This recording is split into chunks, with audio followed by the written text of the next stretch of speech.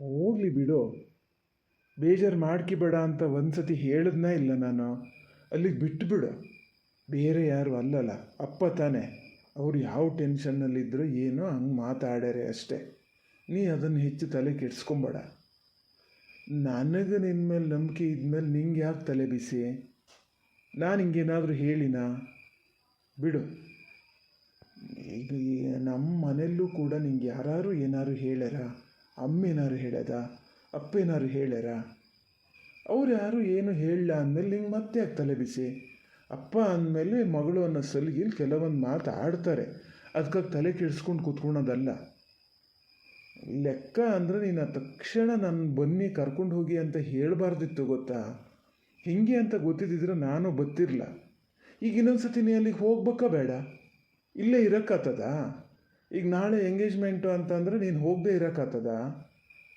ನಂಗೆ ಫೋನ್ ಮಾಡಿ ಬನ್ನಿ ಕರ್ಕೊಂಡೋಗಿ ಅಂತ ಹೇಳ ಬದಲು ಒಂದು ದಿವಸ ಸ್ವಲ್ಪ ಬೇಜಾರಾತಿತ್ತೇನೋ ಅಲ್ಲೇ ಹತ್ತು ಕರೆದು ಸುಮ್ಮನೆ ಮಲ್ಕೊಂಡಿದ್ರೆ ಮತ್ತು ಮಾರನೇ ದಿವಸ ಎದ್ದು ಮಾತಾಡ್ಸೋರು ನಿಮ್ಮಪ್ಪ. ಅಲ್ಲಿಗೆ ಮುಗಿದು ಹೋತಿತ್ತು. ಈಗ ನೋಡು, ಇನ್ನೊಂದು ಸತಿ ನೀವು ಹೋಗ್ಬೇಕಾದ್ರೆ ಮತ್ತೆ ಒಂಥರ ಮುಜುಗರ. ಅಯ್ಯೋ ಮೊನ್ನೆ ಹಾಗೆ ಸಿಟ್ಕೊಂಡು ಹೋಗಿನಿ, ಈಗ ಮತ್ತೆ ಬತ್ತಿದ್ದೀನಲ್ಲ ಅಂತ. ಇವನ್ನೆಲ್ಲ ಹ್ಯಾಂಡ್ಲ್ ಮಾಡೋಕ್ಕೆ ಗೊತ್ತಾಗಲ್ಲ ನಿನಗೆ. ಏನು ಅಂತ ಹೇಳು ಅಂದ್ರೆ ಅದನ್ನಾರು ಹೇಳ್ದ ನೀನು. ನೀ ಪೂರ್ತಿ ಹಿಂಗೆ ಅಂತ ಹೇಳಿದರೆ ನಾ ಬತ್ತಿರಲ್ಲ.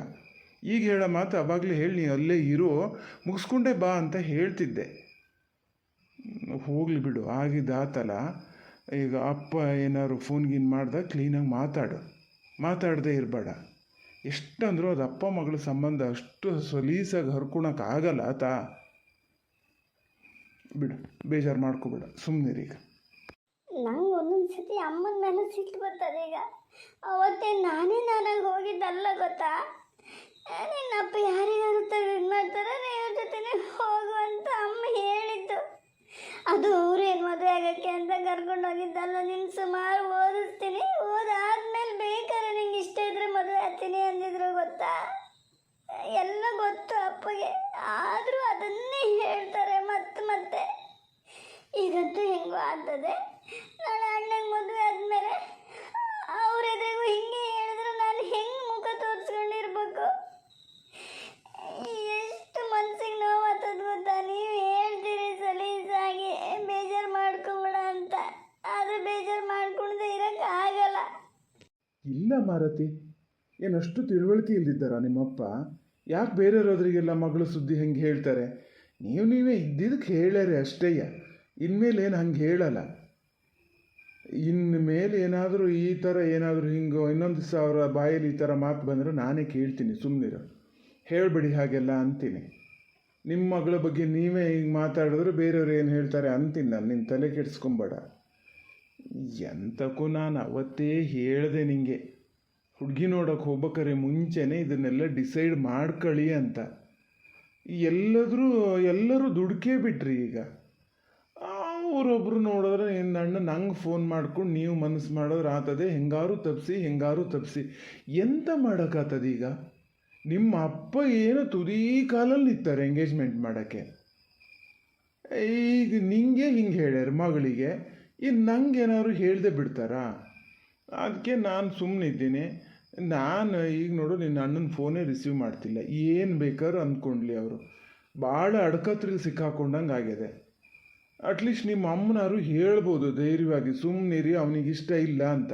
ಹೋಗಲಿ, ಅಮ್ಮನಕ್ಕಿಂತನೂ ನಿನ್ನ ಅಣ್ಣೇ ಹೇಳ್ಬೋದು, ಆಗಲ್ಲ ಅಂದ್ರೆ ಆಗದ್ದೇ ಇಲ್ಲ ಅಂತ. ಇಲ್ಲ ಅಪ್ಪಗೆ ಹೇಳ್ಬೋದು, ಇಲ್ಲ ಹುಡುಗಿ ಮನೆಗೆ ಫೋನ್ ಮಾಡಿ, ಇಲ್ಲ ಹುಡುಗಿಗೆ ಯಾರಿಗಾರು ಫೋನ್ ಮಾಡಿ ಹೇಳ್ಬೋದು. ಅದನ್ನೂ ಮಾಡಲ್ಲ ಅವರು. ಮಧ್ಯೆ ನಮ್ಮನ್ನ ಯಾರನ್ನಾರು ಸಿಕ್ಸಾಕಕ್ಕೆ ನೋಡ್ತಾರೆ. ನಾವೆಂತ ಮಾಡೋದು? ನಿಮಗೆ ಹಂಗಾಗ್ಯದ? ಹೌದಾ, ನಿಮಗೆ ಹಂಗಾಗ್ಯದ. ನೀವೇನೋ ಇಲ್ಲಿದ್ದೀರಿ, ನಾನು ಏನು ಹೇಳಲ್ಲ, ನಾನು ಫೋನ್ ರಿಸೀವ್ ಮಾಡಲ್ಲ ಅಂದ್ಕೊಂಡಿರ್ತೀರಿ. ಆದ್ರೆ ಪಾಪ ಅಮ್ಮಗೆ ಹಂಗಾಗ್ತದ? ದಿನಾ ಫೋನ್ ಮಾಡ್ಕೊಂಡು ಹೇಳ್ತಾನೆ ಅಮ್ಮನ ಹತ್ರ. ಅಪ್ಪನ ಹತ್ರ ಹೇಳ ಅಂದರೆ ಹೇಳಲ್ಲ, ಅಮ್ಮ ಒಂದು ಬದಿಯಿಂದ ಅಳ್ಳೋದು. ಅದಕ್ಕೆ ನಾನು ಹೇಳಿದೆ, ಯಾಕೆ ಸುಮ್ಮನೆ ಅವನಿಗೆ ಬಲವಂತ ಮಾಡ್ತೀರಿ ಅಂತ. ಒಂದೆರಡು ಮಾತಾಡಿದ್ದಷ್ಟೇ, ಎಷ್ಟೆಷ್ಟು ಹೇಳಿಬಿಟ್ರು ಗೊತ್ತಾ ಅಪ್ಪ? ಹೋಗಲಿ ಬಿಡಿ, ನಾನೇನು ಹೇಳಲ್ಲ. ನಾನು ಎಂಗೇಜ್ಮೆಂಟಿಗೂ ಹೋಗಲ್ಲ, ಅದೇನು ಬೇಕಾರಾಗಲಿ. ಸುಮ್ಮನೆ ಇರ. ಇಷ್ಟೊತ್ತು ಹೇಳಿದ್ದು ನಿನಗೆ ಯಾವುದು ತಲೆ ಒಳಗೆ ಹೋಗಲೇ ಇಲ್ಲ. ಏನು ಎಂಗೇಜ್ಮೆಂಟಿಗೆ ಹೋಗಲ್ಲ? ನೀನು ಹೋಗದೆ ಮತ್ತೆ ಯಾರು ಹೋಗ್ಬೇಕು? ನೀನೇ ಮುಂದೆ ನಿಂತು ಮಾಡಬೇಕು. ಅಮ್ಮ ಬರೋದು ಬೇಡ ಅಂದಿತ್ತು ಗೊತ್ತಾ. ಅಲ್ಲಿ ಮನೇಲಿ ಯಾರು ಅದಾರೆ, ಅಲ್ಲಿ ಅವ್ರ ಅಮ್ಮಗೆ ಸ್ವಲ್ಪ ಹೆಲ್ಪ್ ಮಾಡೋಕ್ಕೆ ಬೇಕಾಗ್ತದೆ. ಕಡಿಗೆ ನಂಗೇನಾದ್ರು ಹೇಳ್ತಾರೆ, ಒಂದೆರಡು ದಿವಸ ಇಂಥ ಟೈಮಲ್ಲೂ ತವ್ರ ಮನೇಲಿ ಬಿಡಲ್ಲ ಅಂತ ಹೇಳ್ತಾರೆ, ನೀನು ಹೋಗಬೇಡ ಅಂತಲೇ ಕೂತಿತ್ತು. ನಾನು ಇದನ್ನಾರು ಹೇಳಂಗಿದ್ದೀನ, ನೀನು ಹಿಂಗೆ ಬಂದು ಕರ್ಕೊಂಡು ಹೋಗಿ ಅಂತ ಹೇಳಿಯಾ ಅಂತ? ಅದನ್ನು ಹೇಳಲ್ಲ. ಇಲ್ಲ ಬೇಡ ಬಿಡು, ಇಷ್ಟು ಬೇಗ ಎಂತ ಕಲ್ಲಿ ನಾ ಹೋಗಿ ಕರ್ಕೊಬತ್ತೀನಿ ಅಂತ ಸೊಬೂಬ್ ಹೇಳಿ ಹೊರಟು ಬರ್ಬೇಕಾರೆ ಸಾಕಾಗ್ಯದ ನಂಗೆ ಗೊತ್ತಾ. ಈ ಎಲ್ಲ ಕಡೆಯಿಂದ ನಾನೊಬ್ಬ ಸಿಕ್ಕಾಕೊಂಡಿನಿ ಮಾರತಿ. ಹೌದಾ, ಅತ್ತೆ ಹತ್ರ ಹೇಳಲ್ಲ ನೀವು?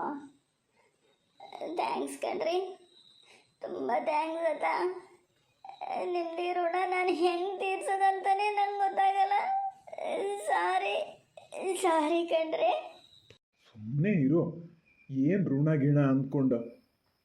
ಯಾರು ನನ್ನ ಋಣ ನೀನು ತೀರ್ಸಕ್ಕೆ? ನಾನು ಯಾರು ನೀನು ಯಾರು ಹೇಳ? ಏನಿಲ್ಲ, ಸುಮ್ಮನೆ ಇರು. ಹೀಗೆ ಅಳ್ತಾ ಮುಖ ಸಣ್ಣ ಮಾಡ್ಕೊಂಡಿದ್ರೆ ನಮ್ಮ ಅಮ್ಮಗೆ, ಅಮ್ಮನಾರು ಪಾಪ ತವ್ರ ಮನೆಯಿಂದ ಕರ್ಕೊಬಂದಿದ್ದಕ್ಕೆ ಬೇಜಾರಲ್ಲದೆ ಅಂದ್ಕೋತದೇನೋ. ಅಪ್ಪಗೆ ಮಾತ್ರ ಡೌಟ್ ಬಂದೇ ಬರ್ತದೆ. ನಾನು ಮೊನ್ನೆ ಫೋನ್ ಮಾಡುವಾಗಲೂ ಅವ್ರು ಆ ಕಡೆ ಇದ್ದಿದ್ದು ನೋಡೇ ಇರಲ್ಲ ಗೊತ್ತಾ. ಕೇಳಿಸ್ಕೊಂಡಾರೋ ಎಂಥದೋ, ಕೇಳಿಸ್ಕೊಂಡಂಗಿಲ್ಲ. ಕೇಳಿಸ್ಕೊಂಡಿದ್ರೆ ಇಷ್ಟೊತ್ತಿಗೆ ಅಮ್ಮನ ಹತ್ರ ಹೇಳಿರ್ತಿದ್ರು. ಅಮ್ಮ ನನ್ನ ಹತ್ರ ಹೇಳದೇ ಇರ್ತಿರಲ್ಲ. ಈಗ ನೀ ಹಿಂಗೆ ಮುಖ ಸಣ್ಣ ಮಾಡ್ಕೊಂಡಿದ್ರೆ ಗ್ಯಾರಂಟಿ ಅಪ್ಪ ಅಮ್ಮನ ಹತ್ರ ಏನಾರು ಹೇಳ್ತಾರೆ ನೋಡು. ಹೇಳಿನಿ, ನೀವು ಎಲ್ಲೇ ಆಗಲಿ ಗಂಡನ ಮನೆ ವಿಷಯ ತವ್ರ ಮನೇಲಿ ಬಿಟ್ಕೊಡ್ಬಾರ್ದು, ತವ್ರ ಮನೆ ವಿಷಯ ಗಂಡನ ಮನೇಲಿ ಬಿಟ್ಕೊಡ್ಬಾರ್ದು. ಹೆಣ್ಮಕ್ಳು ಎಲ್ಲರೂ ಇದನ್ನು ಮಾಡಬೇಕು ಗೊತ್ತಾ. ಎಂಗೇಜ್ಮೆಂಟಿಗೆ ಹೋಗಲ್ಲ ಗೀಗಲ್ಲ ಅಂತ ಹೇಳಕ್ಕೆ ಹೋಗ್ಬೇಡ. ನೀನೇ ನೆಗ್ಲೆಕ್ಟ್ ಆಗ್ತಿ ಕೊನೆಗೆ. ಅವು ಅವ್ರವ್ರ ಹಣೆಯಲ್ಲಿ ಬರೆದ ಮೇಲೆ ಅವ್ರವ್ರ ಜೊತೆನೇ ಮದುವೆ ಆಗೋದು. ಯಾರು ಏನೂ ಮಾಡೋಕ್ಕಾಗಲ್ಲ. ಇಲ್ದಿದ್ರೆ ಎಲ್ಲೇ ಎಂತೆಂಥ ಇದೆಲ್ಲ ನೋಡಿ ಆಗದೆ ಇದ್ದಿದ್ದು ಈಗ ಈ ಸೆಟ್ಲ್ಮೆಂಟ್ ಅದು ಎಷ್ಟು ಬೇಗ ಕಣ್ಣು ಮುಚ್ಚಿ ಕಣ್ಣು ಬಿಡೋರೊಳಗೆ ಆದಂಗೆ ಆಗಿದೆ. ಅವ್ರವ್ರ ಹಣೆಯಲ್ಲಿ ಇದೇ ಬರೆದಿತ್ತೇನೋ.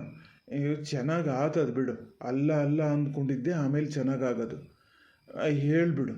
ನಿಮ್ಮ ಅಣ್ಣ ಇನ್ನೊಂದು ಸತಿ ಫೋನ್ ಮಾಡಿದ್ರೆ ಹೇಳು, ನಾನು ಹೇಳ್ತೀನಿ. ಇನ್ನೇನು ಮಾಡೋಕ್ಕೆ ಬೇರೆ ದಾರಿನೇ ಇಲ್ಲ.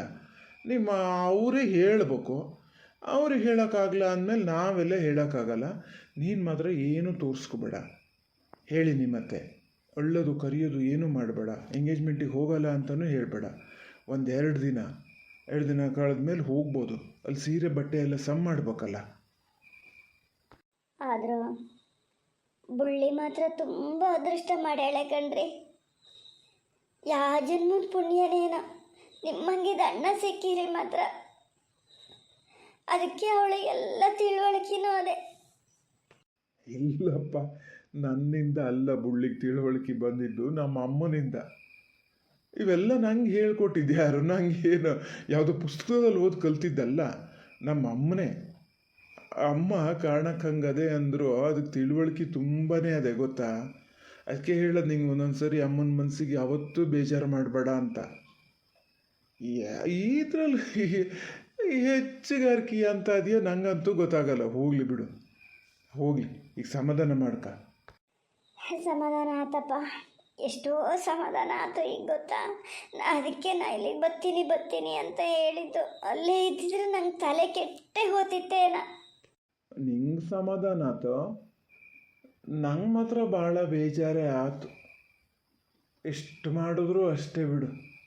ಯಾಕೆ ಅಂತಕ್ಕೆ ಇದು ಮಾಡಬೇಕು ಅಂತ ಕಾಣ್ತದೆ. ಹೋಗಲಿ ಬಿಡು.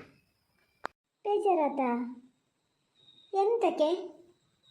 ಯಾರು ನಿಮ್ಮ ಅಪ್ಪ ಏನೋ ಹೇಳಿದ್ರಾ? ಎಂತ ಹೇಳಿದ್ರು? ಹೋಗಲಿ ಬಿಡಿ, ಬೇಜಾರು ಮಾಡ್ಕೋಬೇಡಿ. ನಂಗೆ ಇಷ್ಟೊತ್ತು ಹೇಳಿ ಅಪ್ಪ ಹೇಳಿದ್ಕೆಲ್ಲ ಬೇಜಾರು ಮಾಡ್ಕೋಬೇಡಿ ಬೇಡ ಅಂತ ಹೇಳಿ ನೀವು ಬೇಜಾರು ಮಾಡ್ಕೊಳೋದ? ಅಪ್ಪ ಹೇಳಿದ್ಕೆಲ್ಲ ಬೇಜಾರಾಗಿದ್ದಲ್ಲ ನಂಗೆ. ಅಪ್ಪ ಅಮ್ಮ ಬೇರೆ ಯಾರು ಎಂತ ಹೇಳಲು ಇಲ್ಲ.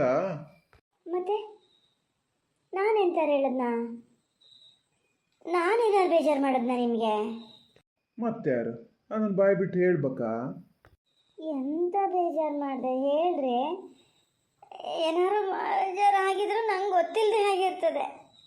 ಈಗಷ್ಟೇ ಹೇಳಿದೆ, ಬುಳ್ಳಿ ಎಷ್ಟು ಪುಣ್ಯ ಮಾಡಿದೆ ನಿಮ್ಮ ಹಂಗಿದ್ದ ಅಣ್ಣನ ಪಡಿಯೋಕ್ಕೆ ಅಂತ. ಒಂದು ಮಾತು ನಾ ಇಷ್ಟು ಪುಣ್ಯ ಮಾಡಿದ್ದೆ ನಿಮ್ಮಂಗಿದ್ದು ಗಂಡನ ಪಡಿಯೋಕ್ಕೆ ಅಂತ ಹೇಳಲ್ಲ ನೀನು. ಅದಾ ನಾನು ಎಂಥದಪ್ಪ ಅಂದ್ಕೊಂಡೆ. ನೀವೊಬ್ಬರು ನನ್ನ ಬೇಜಾರು, ನನಗೆ ತಮಾಷೆ ಬೇರೆ ನಿಮ್ಗೆ. ಅದನ್ನು ಬಾಯಿ ಬಿಟ್ಟು ಹೇಳ್ಬೇಕಾ ನಾನು? ನಿಜವಾಗ್ಲೂ ನಾ ಪುಣ್ಯನೇ ಮಾಡಿದ್ನಪ್ಪ ನಿಮ್ಮಂಗಿದ್ದು ಗಂಡ ಸಿಕ್ಕಕ್ಕೆ.